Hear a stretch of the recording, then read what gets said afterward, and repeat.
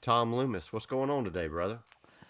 Just getting back from Florida and buying a boat, and was filling some orders from being gone for 4 days. So yeah. Me and you have been talking here recently, and we've been messaging, and you've gotten really big into doing adventure racing and stuff. And now you sent me this picture of this huge boat that you have purchased, and your plans are just kind of just sailing around the world in this boat. Yeah, that will be the plan. It's a used boat, so it needs some work and it'll take some time and probably stretch my budget a little bit. But eventually, in the next year or so, we'll be based in Florida. So as we're working on it and fixing it, it does move. So we will sail down to the Caribbean and stuff for like little weekend trips and still enjoy it, but in order to really get it set up to sail around the world, really need to do a lot of work to it, make it safe. But you've already took it out once, haven't you? So I went back for the survey to make sure that it was what we wanted, and during the survey, we took it out for about 4.5 hours. So. And so tell us about this boat, man. It is a Lagoon 2011. It is 50 feet long and 30 feet wide. It has 4 cabins. It has a back seating area where you can fit about 12 people. It has an inside seating area about same 12 people. And then it has a full kitchen. It's got 2 fridges, 2 freezers, an ice maker. All the creature comforts, all the rooms are air conditioned. They all have their own bathrooms and showers and toilets, and so it's an RV on the water, and you're just limited by where water's at. So. Right. And so are you in Florida now, or are you still in Arizona? I just got back last night at midnight from my trip for doing just that, and then. The process is kind of like a house a little bit, where there's documents that have to get done, and there's a closing, and they have to make sure no one else owns it and that no one else has a right to it. So it's been like a month process, but we got 2 more weeks left, and then it's in Fort Lauderdale right now, and we'll be probably obviously you can't drive it or move it during storms and stuff, and there's 2 hurricanes, or 1 hurricane forming and 1 getting ready to form. So that might put a little damper in it, but the idea would be is we officially own it the 1st of July, and we need to move it around to the west coast of Florida and take it to an area outside of Tampa. Right. So that's the plan. That'll be a 5-day sail around the Keys, and we'll get to definitely know the boat a lot better by then, and we'll get it to our home, kind of where home's going to be for a little bit while we fix it, and we'll be moving there as a family. So I'm sure this is an easy task after all the adventure racing and hurricane heats that you've gone through. This will just be a walk in the park for you. Yeah, the funny thing is I bought a sailboat and I don't know how to sail. But hurricane heats and, my life in general, the adventure racing, you don't know all the answers all the time. You go into a hurricane heat or you go into an adventure race and half the time you don't get the map until the race starts, or you don't know, you're bringing all kinds of weird things to a hurricane heat, but you don't know what you're going to be doing with it. So that was kind of one of those things for me was, okay, I know other people have sailed. I see people that know how to sail, and if they can do it, I can do it. I just have to figure it out. And, It does have engines, so I can move it around with that. But the whole idea is to save money and sail. So, Right. yeah, I mean, they definitely teach you a lot. I mean, it definitely teaches you to adapt and overcome and be comfortable being uncomfortable. I mean, that's said a lot in hurricane heats. If you can master being uncomfortable, you can exceed in a lot of things, and it pans over into just everyday life. Right. Well, Tom, before we go a whole lot more in depth, I brought you on because, I really want you to tell us about the trifecta medal holders and, your business that you have. So I think it's a really cool business, and a lot of people out there that are getting their trifectas, they get these medals, and Spartan has their, medal holders, which I don't think you can hang any of those on the wall. And you make these really awesome, unique medal holders, and that's what your business is called, Unique Medal Holders, that hold the trifecta wedges, and you can actually hang them on the wall, and they're really cool. And I know you started doing Spartan racing in, what was it, 2017, 2018? Yep. And so tell us about how you came about with, I think I could make these holders. Tell us about the business and how it come about. Yeah. So one of those, the normal story. Someone got me involved in the Spartan, and I did a race with them, and then they never did one again. But I got hooked, and there I went. And so I've always had kind of like a creative background.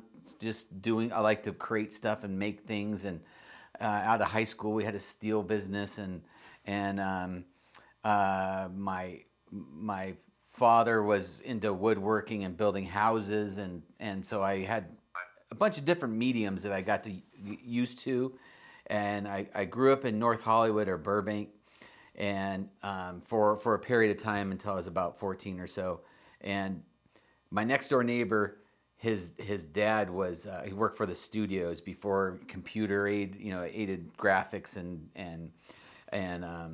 animation and all this stuff. And he would make stuff out of clay, and we would watch him do stuff out of clay, and then he make prosthetics and the cut on the face for filming and all these crazy things. And I always had that in the back of my head. So fast forward, I'm doing Spartan stuff and Spartan, and you're thinking Spartan 300 and all the different things that go with it, and spears and the helmets and all that. And I really get into it, and you want to throw your trifectas up and show everybody, look what I did. And I remember going to the tent and going, pyramid, like what? Like, I don't get it. Like Spartan, pyramid, Egypt, like I thought Roman, I didn't understand what the correlation was, but I bought the pyramid deal, and I live in Arizona, so I don't have a mantle, and it just didn't fit anywhere. And it just, for about 6 months, a year, it really kind of bothered me. I was like, man, this isn't right. So I have 2 daughters, and I try to inspire them with doing things, and I said, let's try to make something. And I threw a piece of clay down and started carving, and I put the trifecta in the middle up by the head, and it just evolved. And eventually, I had the idea of that, my childhood, of seeing my buddy's dad make this weird stuff, and I thought, well, I could do that, and I figured out a way, and I wanted it to go on the wall so everybody could do it, and I wasn't really looking at making a business of it, but I made my first one, and I threw it on the wall, took a photo of it, and put it on Facebook, just like, hey, check it out, it's cool. And I think I had 50 orders by the weekend. So my kids and I looked at each other, and we were like, I think we might have something here. And that's how it started. I mean, I went from there, and the funny thing is the thing that sold the most we're on the 4th year now, 22 countries, like 230 5-star reviews on Etsy. Wow. The thing that as crazy as the first thing I did is still our number one seller.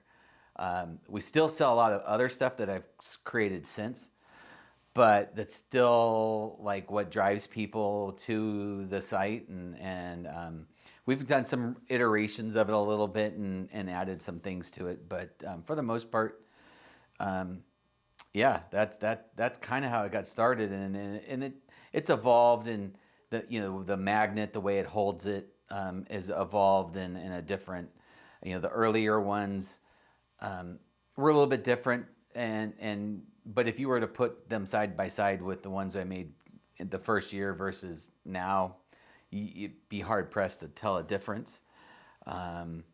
Originally we started with a smaller spear, and it just didn't look beefy enough. So for a year or so we rolled with this one spear I made, and then now we're on to the new spear, which is bigger and beefier, and it features originally it featured the scorpion at the bottom. And in the beginning it didn't have anything at the bottom, but then I was like, oh, that scorpion's really cool, and so we threw it in the bottom.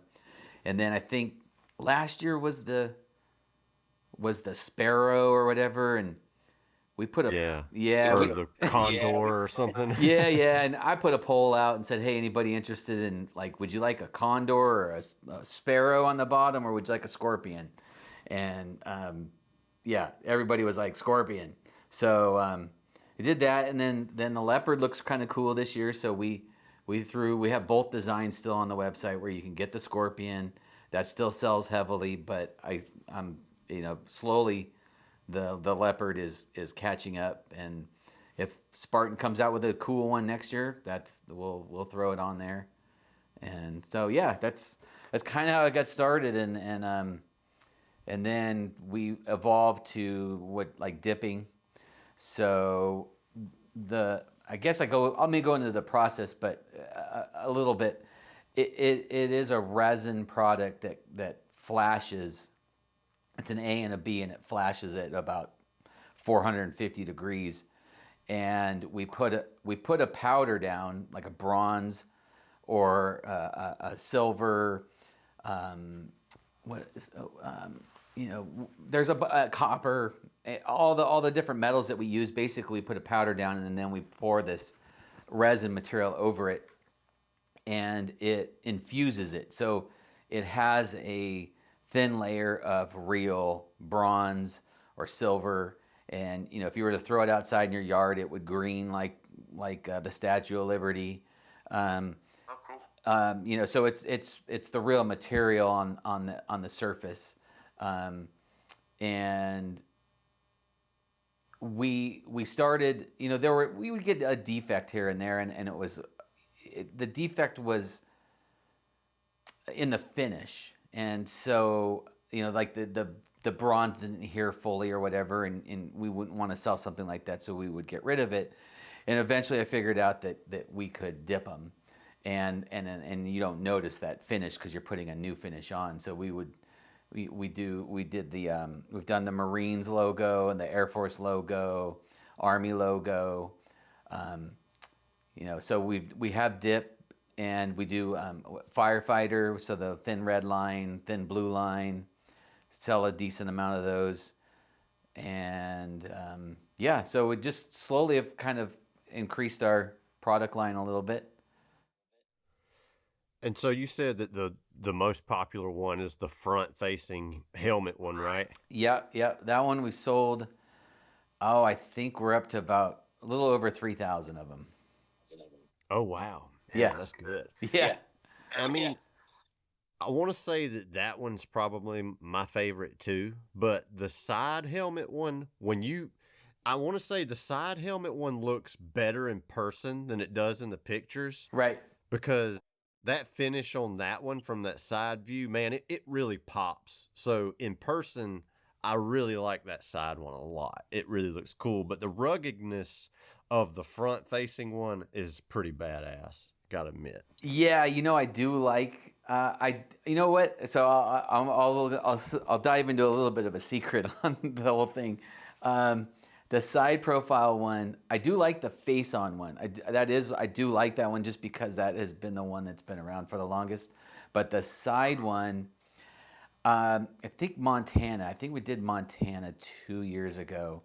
And I had a bunch of my Hurricane Heat friends that were going to show up and be there.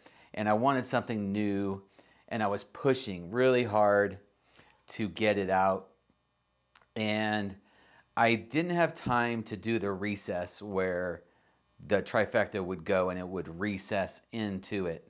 And I developed a little hanging thing so you could hang it, but I wasn't happy with it. But it sold okay. And the fact that it didn't sell that well, I was like, oh, maybe people don't like it. And that was the symptom of just trying to push it and get it out. Well, probably 6 months ago, I finally took the time to do the recess and change the finish a little bit, make it a little bit smoother and shinier, and do some styling cues to it. And it hasn't sold really, really well until we just went on a vacation for about 2 weeks. And I came back to 23 or 25 orders, and 10 of them were the side profile from different people. And it's kind of been, one of those things when you release a new product, I've learned to just be patient and let it get traction. And it's slowly gained traction. And I know that it's doing well when it sells overseas because the shipping is almost the cost of the product itself. But that tells you that somebody really, really, really wants that. And so I'm kind of like very hopeful because you spend a lot of time. These are hand carved. It's not like I threw it on a 3D printer or something like that. I sat there with clay and carved it and made sure that it there's probably $5,000 in waste of, like, you make a piece and then you have to mold it. You make a piece, you have to mold it, and then there's 5 or 6 processes in that, and in that process you waste about $5,000 in material to make it. But once it's made and you have the master, you're good. So it's finally nice to kind of be justified. Like I told my family and my wife, everybody, I was like, oh, this is gonna sell like crazy, and then it was crickets. But like I said, it's gaining traction now. Shoot, the one you made for the Hawaii trifecta, man, that one looks awesome, man. The only thing stopping me from getting one is I've never done the race in Hawaii. Yeah, no, I hear you. Yeah, and we were selling those really good too, and then all of a sudden crickets, probably because Hawaii it's race, not right? happening. Yeah. Yeah. So, Hawaii's great. My oldest last year was, or my youngest was old enough to do Hawaii, and that was her first trifecta weekend, which, for a 14-year-old, that was a legit Hawaii, and she knocked out all 3 that weekend. It was touch and go on the beast for a while, but she was able to knock it out and finish it, and 8.5 hours later, we were done. Yeah, I've always heard that was a pretty tough beast because it's almost like a mountain course, right? Yeah, well, we went up and down the mountain, up and down that volcano thing a little bit. I'll give you, someone Phil, Ultra Phil. Yeah, Mintac. Yep, I think so. He was in our group. We had like 12 of us together, and you'll have to ask him about van karaoke one day. That was fun. My daughter got indoctrinated into the craziness of adult Spartan people on vacation. But if I remember correctly, he either tapped on that one, which there's that, or he finished and he was extremely sick because he was incognito for at least a day. Tomorrow's a new day, so I have a feeling he tapped. So that's how hard the ultra was. You gotta think positively. And that's rare for him. Is it just a really hot and humid race out there? Hot, humid. There's a point where the hill is so steep they've got ropes slung down the hill so that you can physically get up it. And you're stuck in there. I think at one point, we were probably an hour and a half stuck on the single track, and there was no way. Like, I remember hearing stories about it and thinking, oh yeah, there's got to be a way to get around, and no, absolutely not. 100 people in a line on a rope, just waiting for the next person to move, and and then you're just stuck in that canopy, and it's hot and very humid. And unless you're prepared to be in there for a little bit longer than you normally race in any other race, I could see where you get really dehydrated really quick.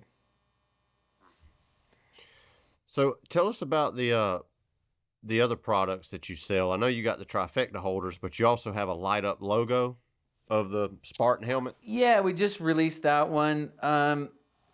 So we did a medallion, what I call a medallion, a Spartan medallion, and it's the Spartan logo.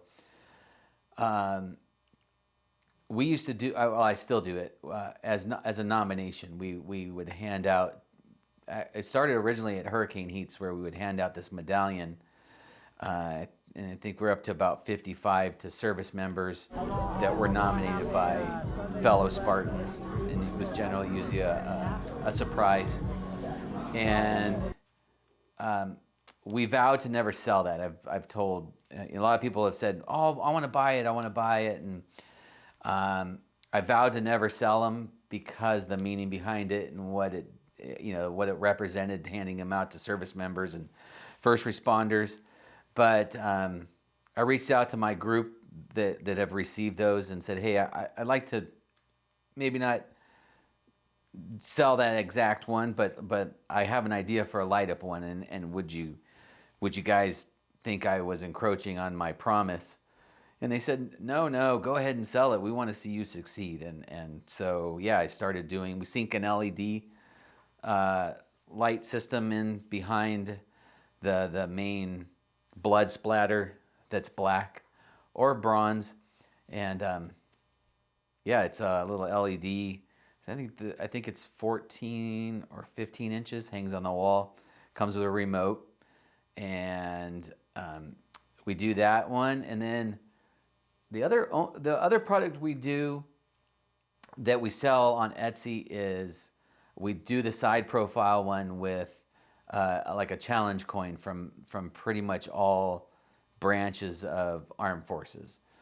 And then my 16-year-old we have a laser etcher, and we'll do laser etching if we've had military members want it for like a retirement out gift, or changing like a profession in the branch of service.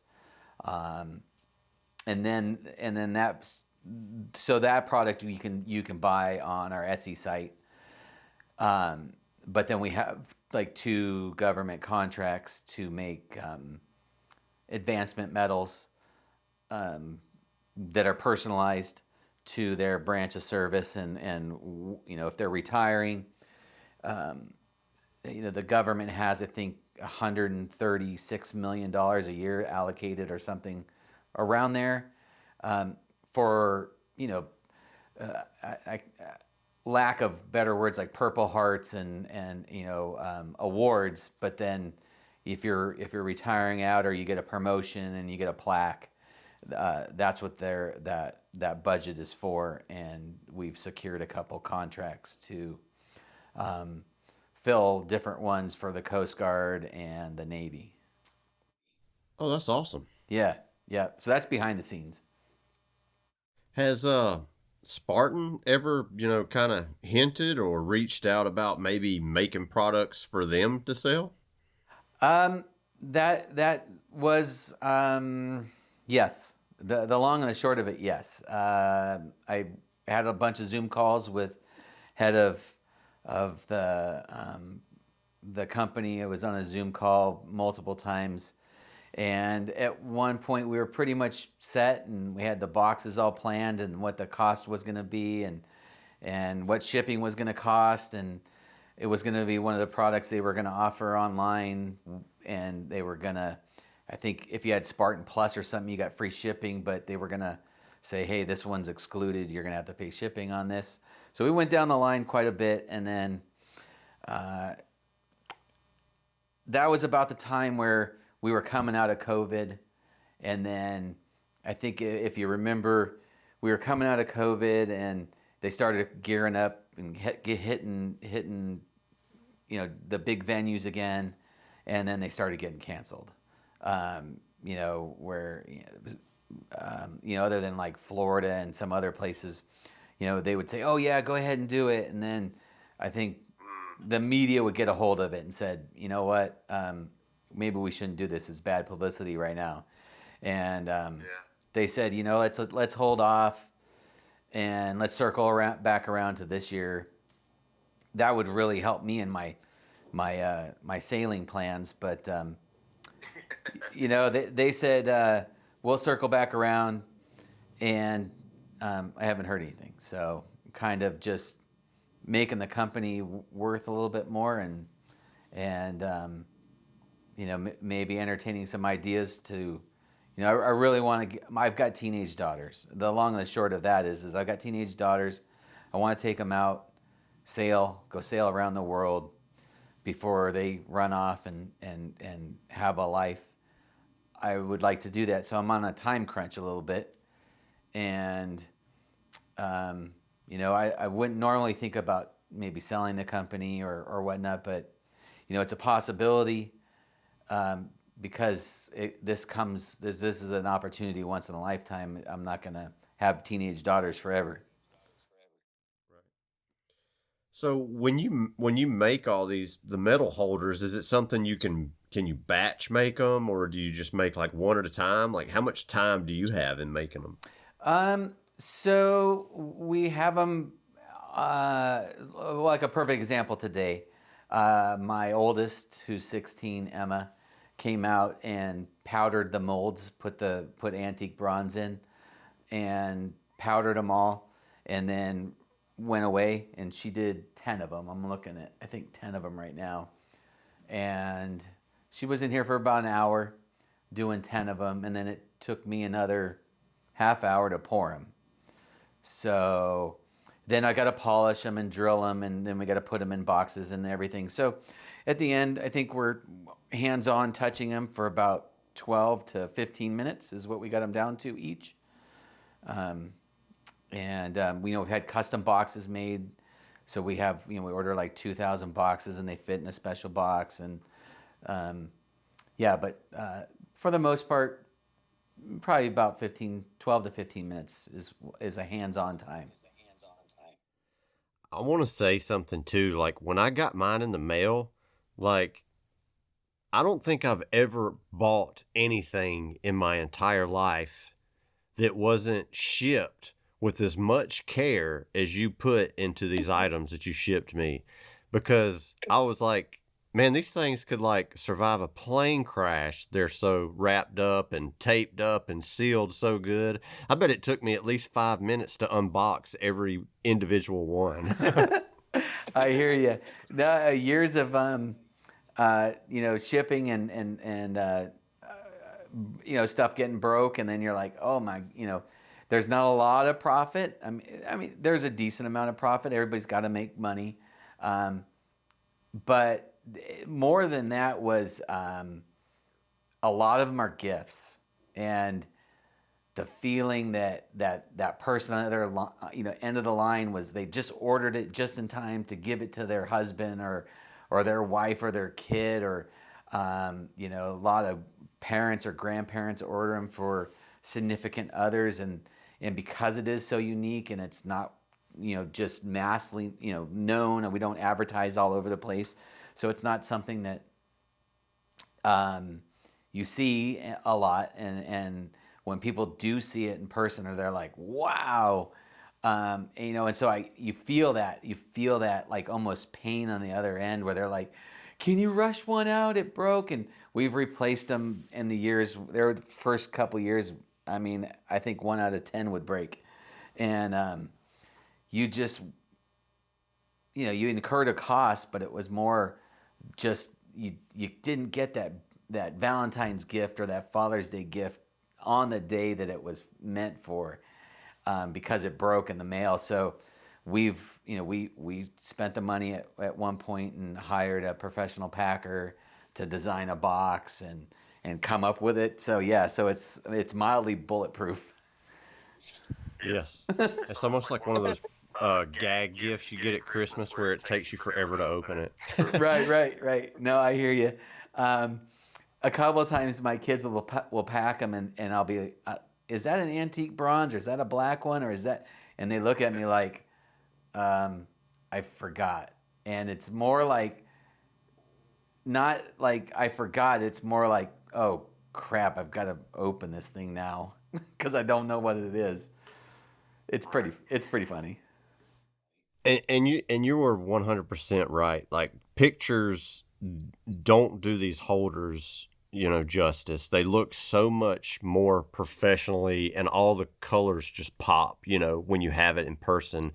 And if you go and check my Instagram feed, I made a video and put pictures of it on there. And you can go and follow Tom Loomis and Unique Medal Holders and see the stuff that he's done. And you've made some reels showing how you actually make them too, as well, right? Yeah. No, there's no secret there. I you know, you want to try it. It's a cool craft to do. It's difficult, but yeah. No, I always love those videos where like Adam Savage makes stuff and like how you did it. And I think it's very interesting. And like I said, we don't advertise. I don't pay for advertising. I'd rather send you like a bunch of stuff and get the word out like that. And I send OCR Kings a bunch because I could tell you about it. You know, what is it? Beast Media. Right. Awesome guys over there and OCR Kings. Once they get it, you know, like you said, it's different when you see it in a picture versus in your hand. Being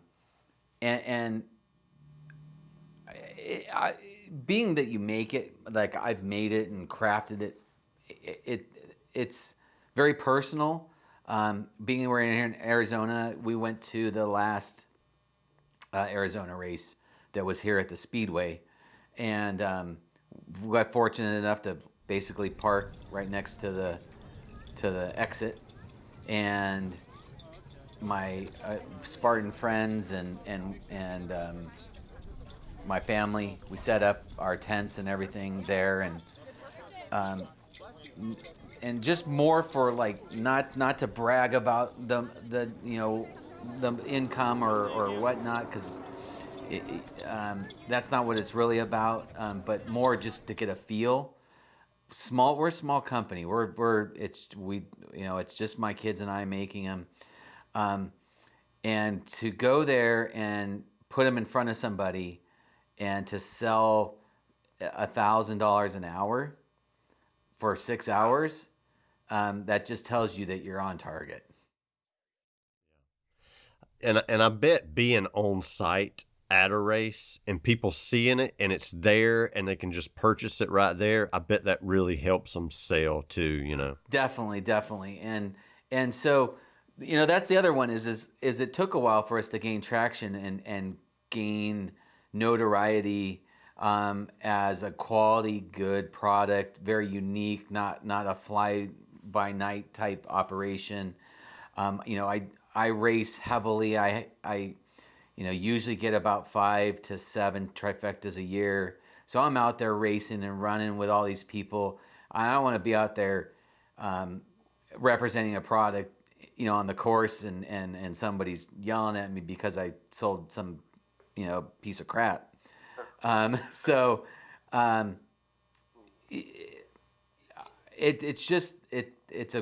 It's great to be there when somebody sees it and just, you know, and I won't say that it happened a lot, but I do know of a couple people that came out the exit and they returned their pyramid that they bought.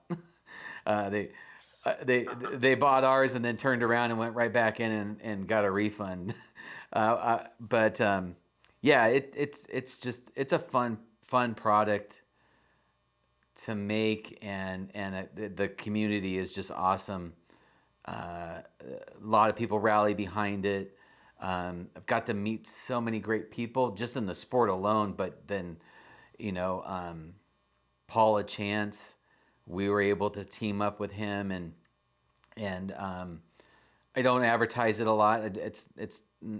But we, more for a reference, Paul, and 80 plus years old, running Spartan races, and selling shirts to support veterans, and we pay for all the shipping. So you buy a shirt from him, our company pays for all the shipping. So 100% of all the proceeds go to veterans. That's awesome. Yeah. So, trying to make it a business as for our family and make some money, but also support the people that keep us free. Tom, tell us where people can find this stuff. Like if they want to, see your store or look at them and think about purchasing them, what's the easiest way for them to do that? Go to Etsy, and it's Unique Medal Holders US. I think through that is it's all one word. We do have a small line on eBay. eBay has a global shipping program that's a little more economical for people that live in other countries. So our product the product is a couple dollars higher because the fees are higher on eBay. But right. But the shipping's a lot cheaper if you're in Singapore or Germany or something like that. But Etsy is the main site. We do have, if you have a hard time with that or finding out how to get on there, you can just go to www.uniquemedalholders.com, and there's a link on our website to the Etsy store. We primarily sell really there, and then if anybody is interested in a nomination program, there's a nomination tab, and you can go down to the bottom of that page and kind of see what it's all about, and a lot of the recipients and stuff too for that program. But we do have a website. We just primarily sell on Etsy though. That's awesome, man. Well, now that we've talked about, all your products and everything you've done, I want to talk to you about these adventure races that you've done, because you've done multiple trifectas and you've done a crap load of hurricane heats, including some 24-hour hurricane heats. And what made you decide to go and do your first adventure race? Well, the long and the short would be I started doing hurricane heats just before COVID, and like everybody knows, hurricane heats are smaller and not as high profile. So during COVID, those were still going on, and I did a bunch of them during that time frame. Got a double endurance trifecta in that time frame, and I have a habit of, when I'm uncomfortable or just grinding away and you're suffering, I laugh. I giggle and I laugh, and I maybe stand out a little bit more than most, because here we are sweating and some people are crying and moaning, and I'm over here giggling and laughing. So I stand out a little bit, and Andy Hardy, basically the global director for Spartan Extreme Endurance and Hurricane Heats, kind of stood out, and we became friends, and we both kind of talked, and I don't remember how it came about, but we both were talking that we wanted to go to the next level, and we'd heard about this one adventure race in Florida, and it was a 72-hour race from the West Coast to the East Coast, and using a map and a compass and all that, and that was just really intriguing, and I kind of forgot about the swamps and alligators when we were agreeing to do it. And yeah, so I was like, wow, this person that, it's hard to say. Andy, for a lot of people, has changed people's lives just in the program that she runs. And for her to like, hey, you want to do it? I was like, hell yeah. Not only do I want to do it, but I'd love to like participate with you. And so yeah, like that's how it started. And then it just, you know, it was weird. We had that one, when we started it, there were a couple guys that had done Spartan racing that were there. And then there were the Agogi girls, Kirsten and Donna. They were a two-person team. And I was like, oh, this like, you know, there's other people doing this stuff too. And slowly I've motivated other people to do it. A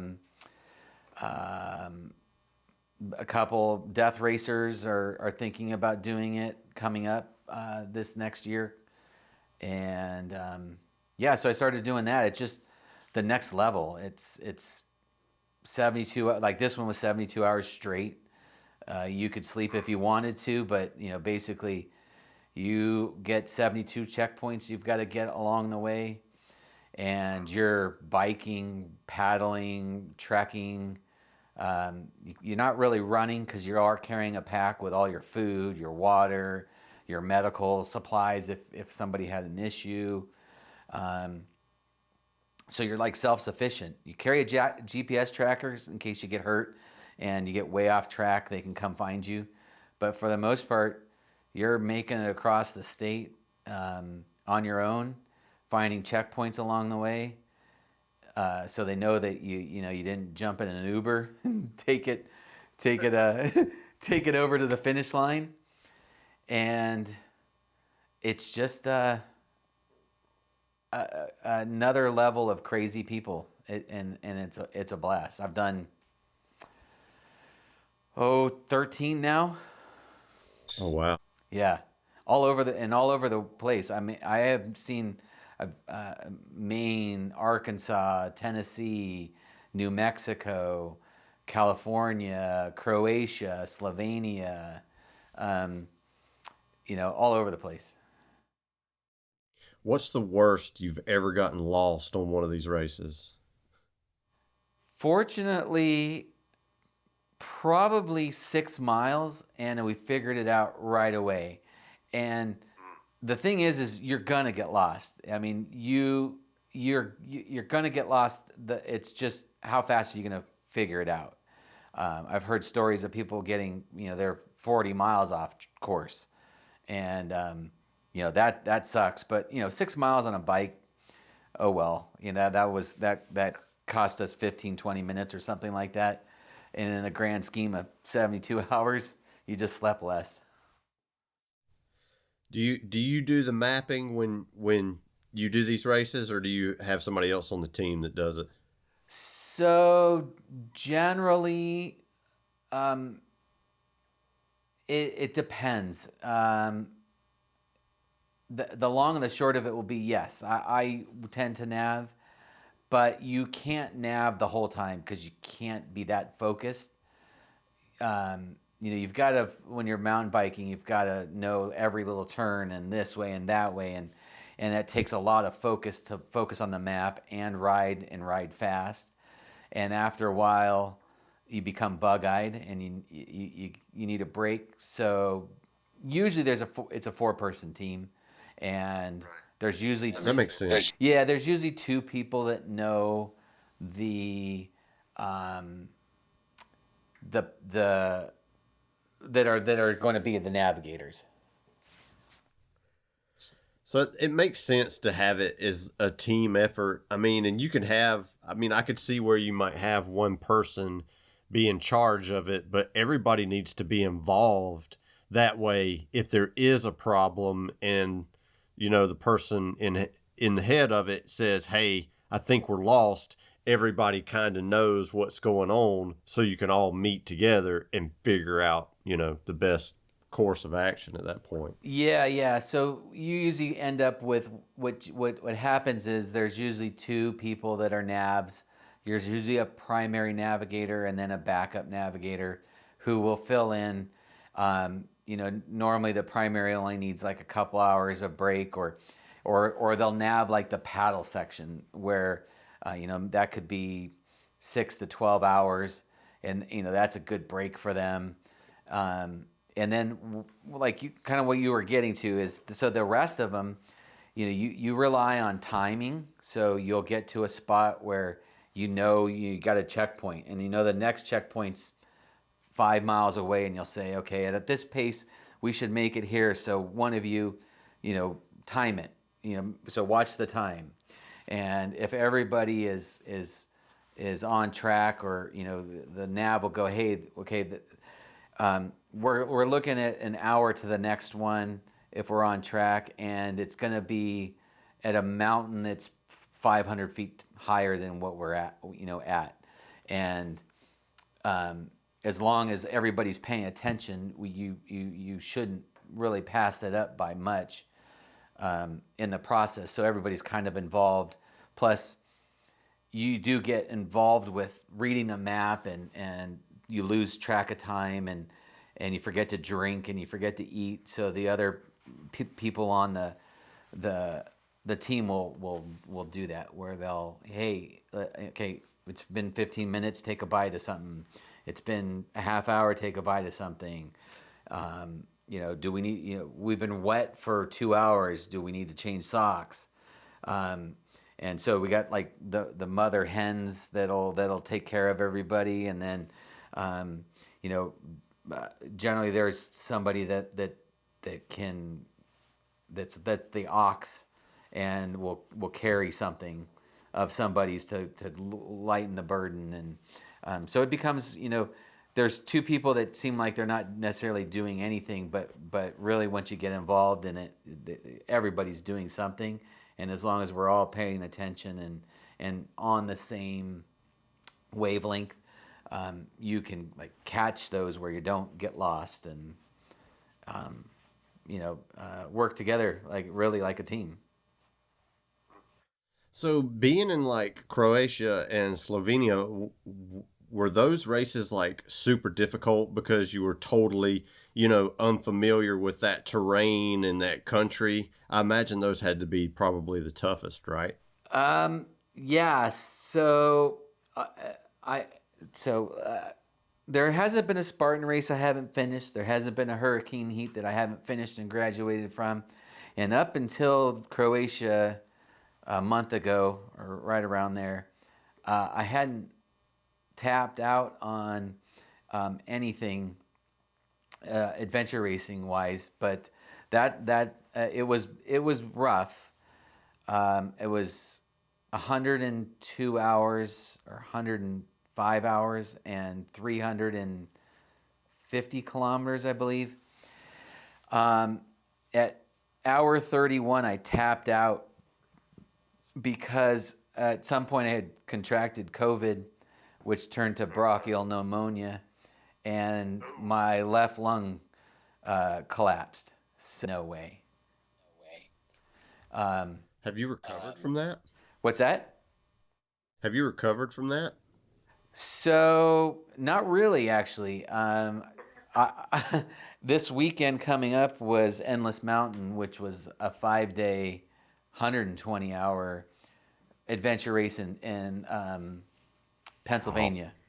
And I was signed up for it, and I had to, unfortunately, this week let my team down and bow out because of the doctor basically saying, you were going to have a hard time recovering from this if you continue down this path. So, no. So I'm for once listening to the doctor and not doing it, which is really difficult. It's been Croatia was we're doing this sailing thing, and it's gonna take every bit of money that we have to do it. And adventure racing is not a cheap sport, and I'm kind of resigned to the fact that I am going to kind of, in essence, stop doing that to pursue this other dream.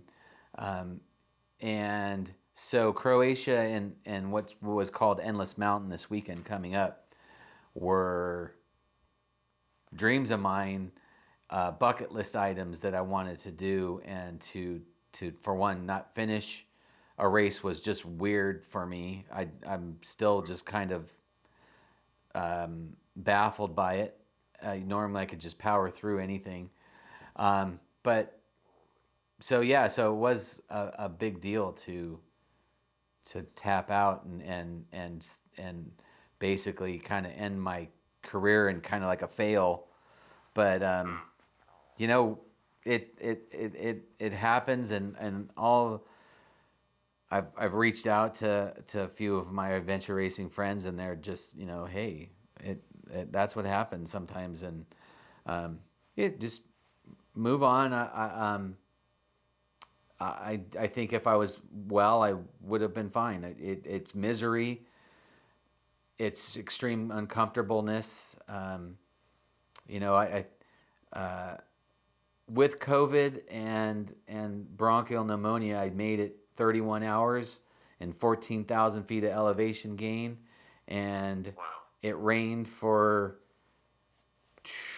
I would say, probably 18 hours of it, with 40 mile an hour winds, and we were on top of a mountain doing what's called a via ferrata. I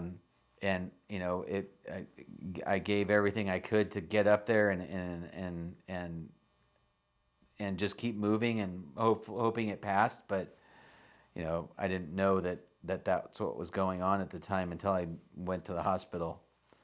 So I love being uncomfortable, actually. So it's one of those where you find out that you were, you're like, oh, okay, there was a reason that I was, right, yeah. And then try to justify it, but you're like, oh, okay, I'm not losing my edge. I was sick. Yeah, I think that was a good enough reason to tap out of that one for sure. Yeah, well, it was. Well, Tom, we're getting close to an hour here. Okay. But everybody I bring on the show, I always ask them the same questions. Okay. And we may have already answered some of these questions, but to this day, what has been your most favorite race or event, and why? Oh, man. You have so many to choose from. That is 100% sure. I would say my favorite event for myself would be having done Big Bear when I first got started, and it took me 6.5 hours, I believe. And then my favorite one would be coming back the next year and getting it done in like 4 hours. Oh, wow.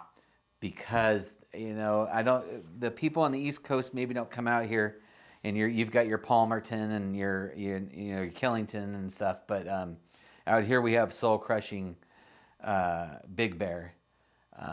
I've done Tahoe and Utah and Montana. Those are great races, but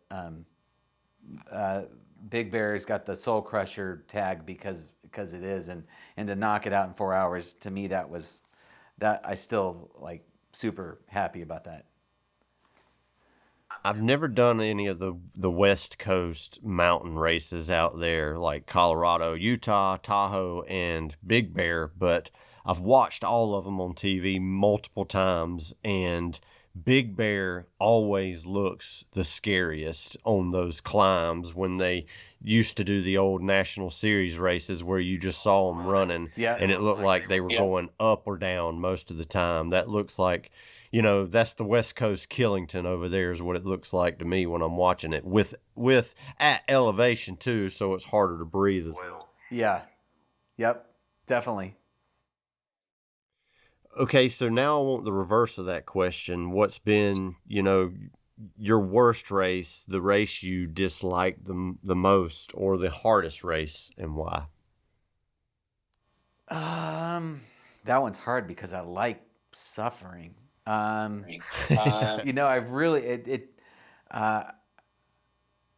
worked out so many problems in my head suffering on these races out in the middle of nowhere.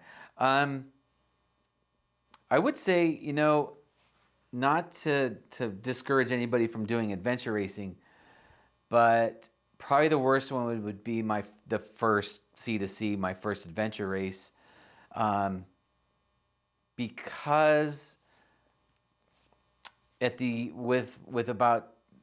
we were at the last transition area where we had come in riding bikes, and we were gonna do this O course thing, and then come back and jump back on our bikes and ride into the finish line, and there's so much hype to it, and a team that we had rode into that TA with decided not to go out on the O course and just freshen up and put new socks on or whatever, jump on their bikes and leave. And Andy and I are out doing the O course, and when we come back, we found out, later on that they'd been struck by a car, and one of them had been killed, and two of them were sent to the hospital. So that alone was just hearing all the commotion and everything going on was just horrible. But then we didn't get to finish. They shut the race down. They're flying helicopters in to evac everybody. So I would say that was probably the worst. And then the flip side of it would be I did a couple races with Andy, and she had her knees replaced after that race where we did adventure racing, and we finished those and was victorious, but then she had her knees replaced, so she wasn't able to do the next C2C coming up that following year. But this year, this February, we teamed up again, and we were able to finish. Oh, that's awesome. So that was kind of like, a victory. So that's cool. Yes. Y'all was able to, redo that. Yep. Okay, so now my next question is, and this will be a little different for you, of course, because of, the type of races the type of stuff that's involved in these adventure races and them being multiple days. But how do you, what is your race routine? Like if the race starts on Saturday morning, what are you doing Friday to prepare for these races? What do you do Saturday morning before the start to prepare? What's the secret to your strategy for doing these races? I think now it's that you are just this is your lifestyle. This is what you do for fun.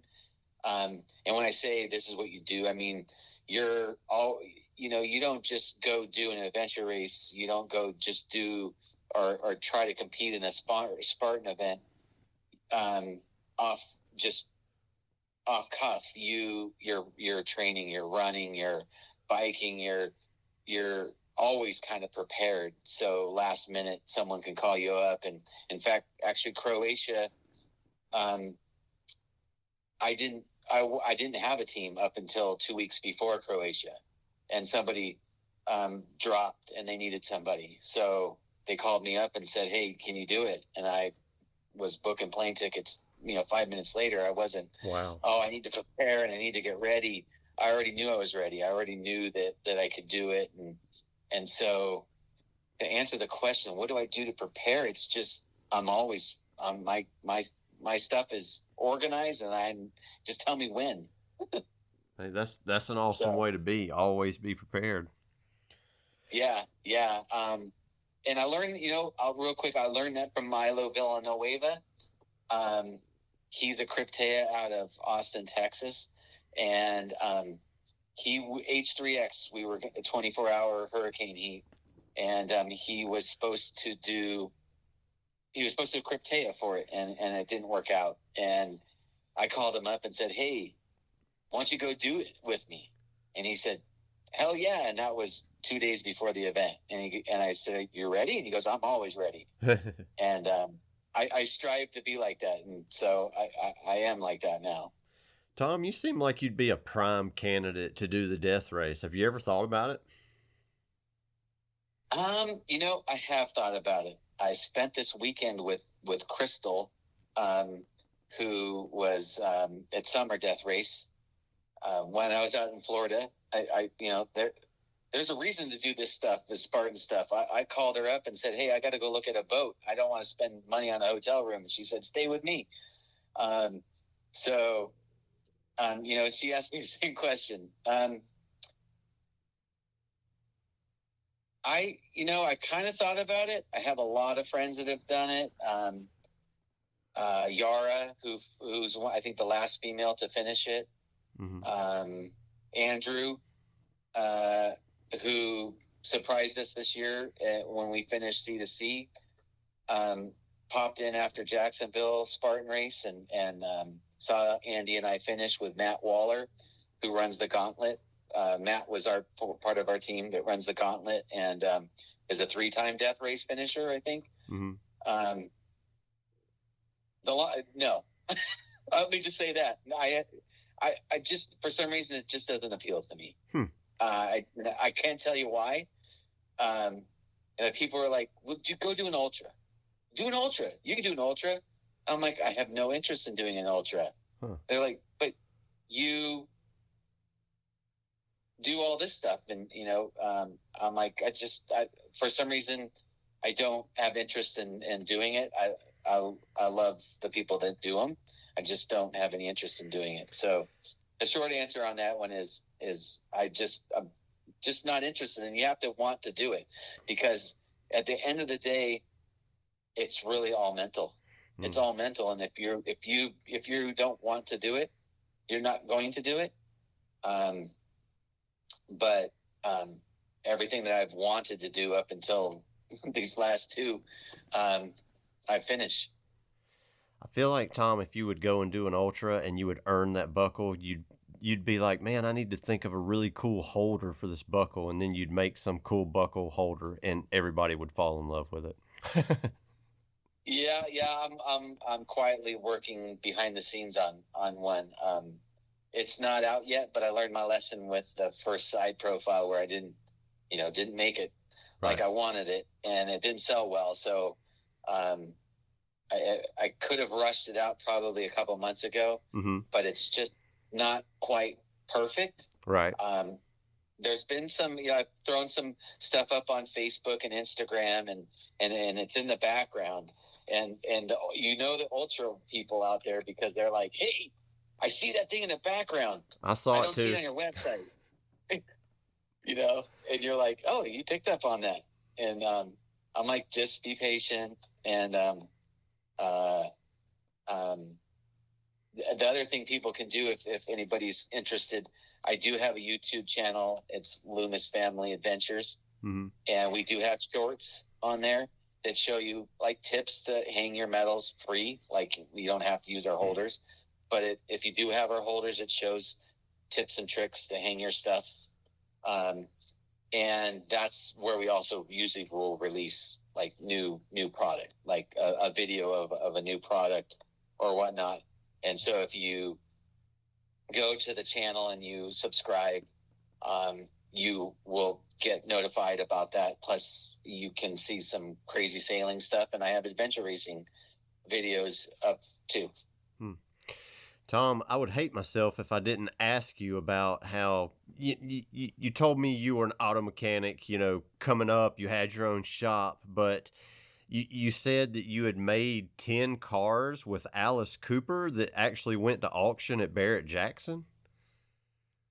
Yeah. I worked with Alice Cooper for a number of years, built more than 10 cars for him, and over the years, and then in Scottsdale is where I live, and I'm about 2 miles away from the world's largest car auction, which is Barrett Jackson. And Alice Cooper's a car guy.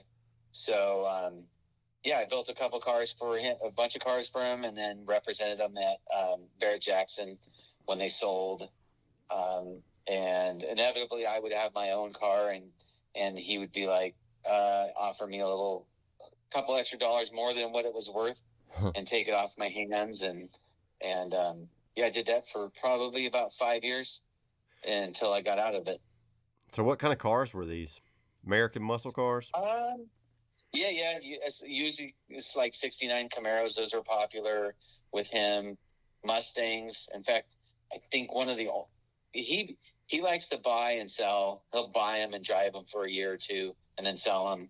And he'll have like a revolving set of 5 cars. But we built him a 65 Fastback Mustang that I believe today he still owns almost 10 years later. And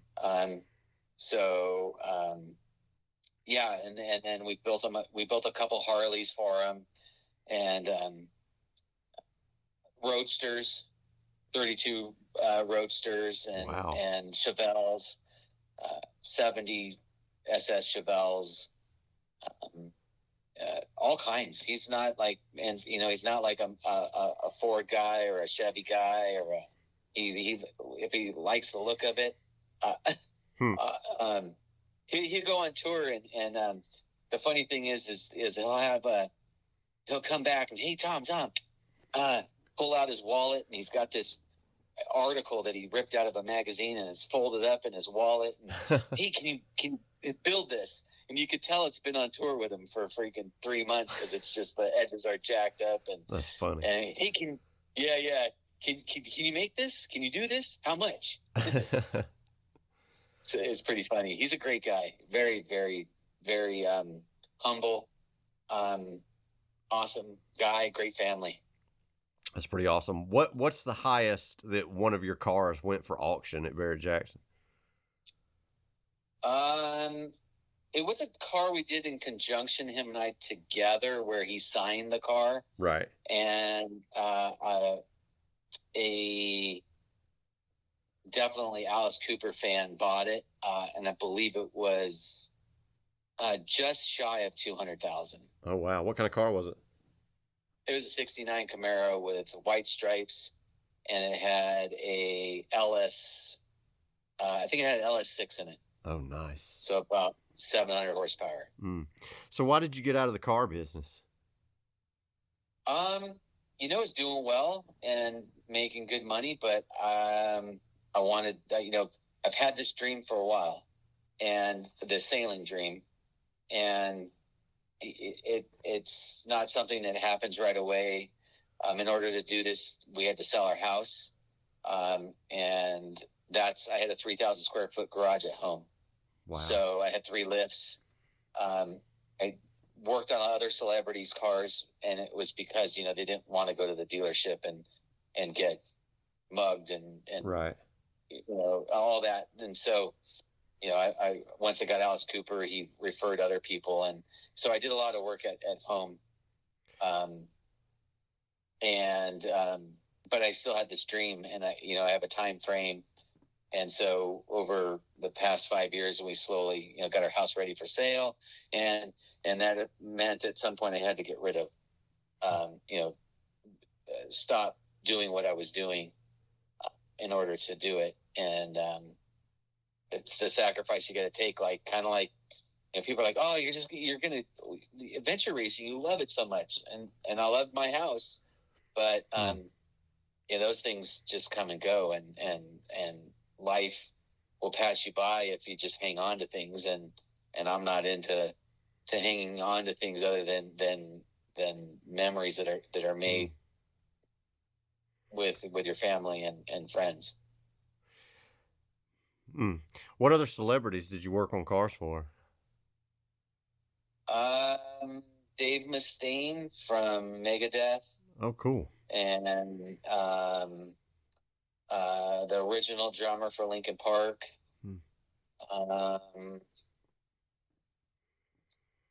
And other people that Grant Hill, Amadi Starmeyer, some couple Raiders, Bob Euchre, a